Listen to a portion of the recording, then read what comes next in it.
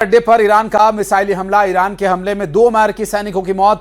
Iran के हमले में 4 यूएस सैनिक घायल, 1 लापता। यूएस सेंट्रल कमांड ने की 2 सैनिकों की मौत की पुष्टि।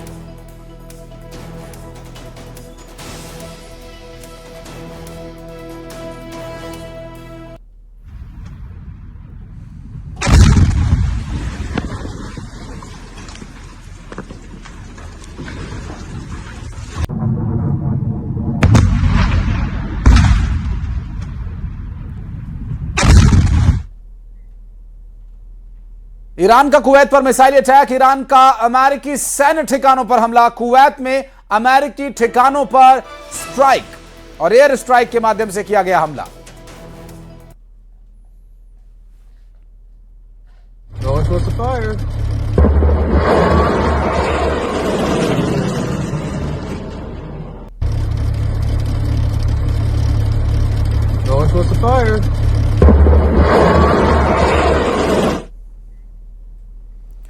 और जॉर्डन हमले के खिलाफ अमेरिका का पलटवार। ईरान पर अमेरिका की एयर स्ट्राइक। ईरान के कई शहरों पर दागी मिसाइलें। ईरानी सेना को अमेरिका बना रहा निशाना।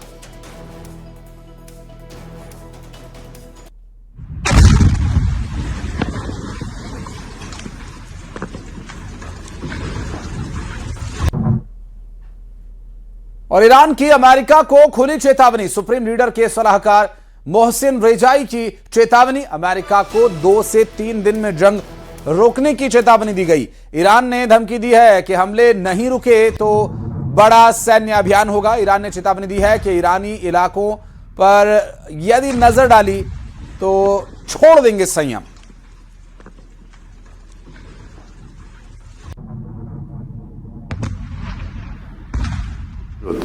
مذاکره جنگ تمام شد. ما اگر در 2-3 روز آینده آمریکایی‌ها جنگ رو ادامه بدن وارد مرحله تهاجمی و انهدامی کامل خواهیم شد. अमेरिका पर ईरान का तीखा हमला। मुस्तफा का यूएस पर वादा खिलाफी का आरोप। मुस्तफा ने कहा कि ट्रंप के दस्तखत का कोई भरोसा नहीं। विस्तारवाद, बर्बरता यूएस की सोच, नीति के अभिन्न अंग। मुस्तफा ने कहा कि यूएस को सबक सिखाने के लिए ईरान तैयार। मुस्तफा ने कहा कि ईरान का सबक अमेरिका भूलेगा नहीं।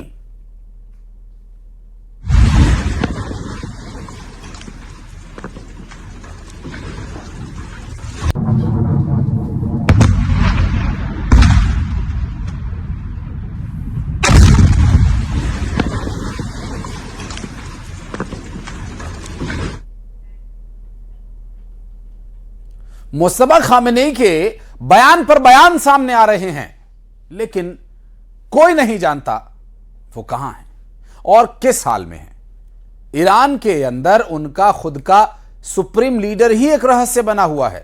इस रिपोर्ट में ईरान से जुड़े इस रहस्यमयी सवालों की परतों को हटाकर जवाब तलाशने की कोशिश करेंगे। दुनिया को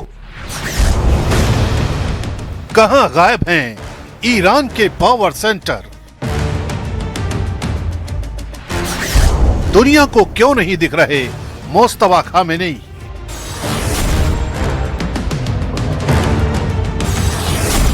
क्या पर्दे के पीछे चल रही है ईरान की सरकार? आखिर ईरान को कौन चला रहा है?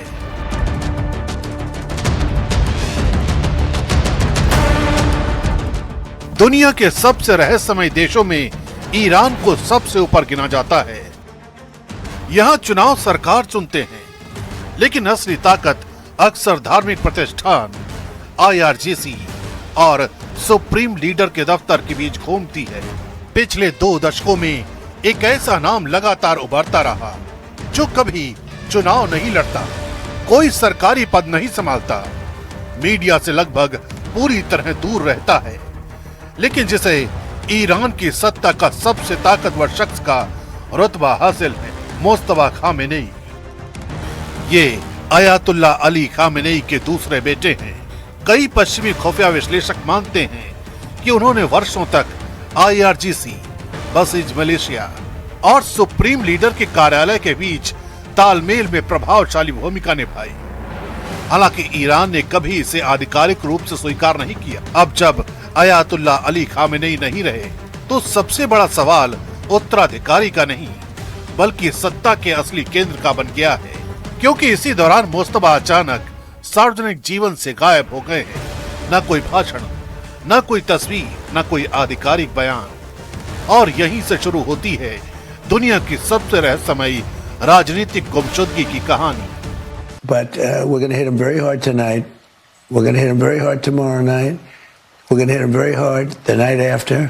And then next week it gets really bad for them because next week comes the power plants. Next week comes the bridges.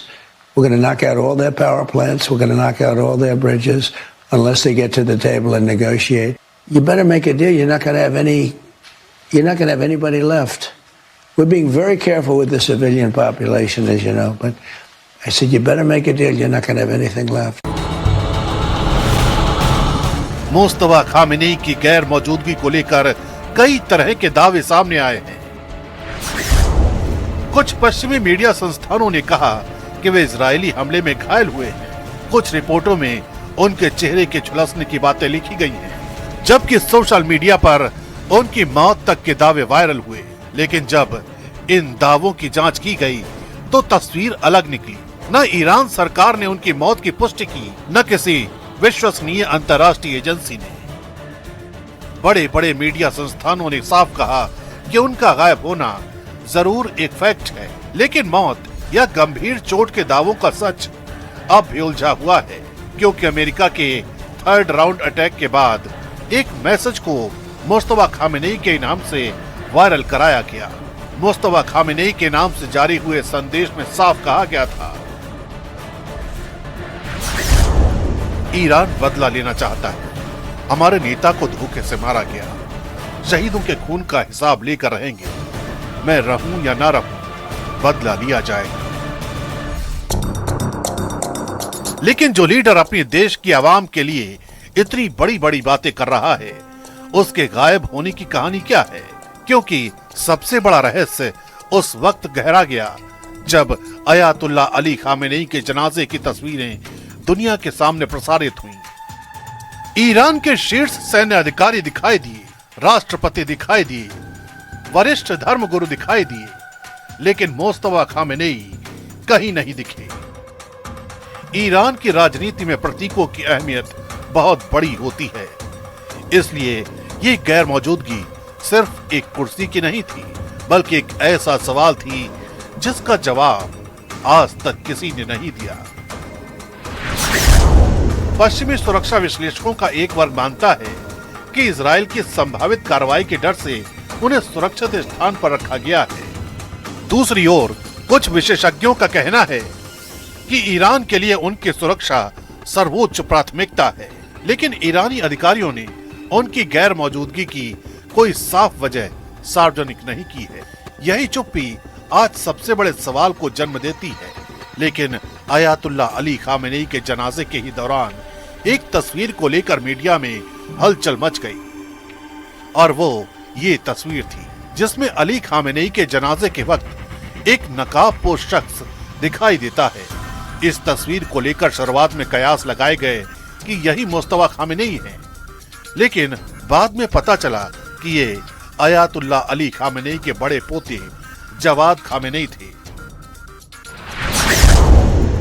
तो फिर आखिर वो कौन सी जगह है जहां मुस्तफा खामेनी छिपे हैं?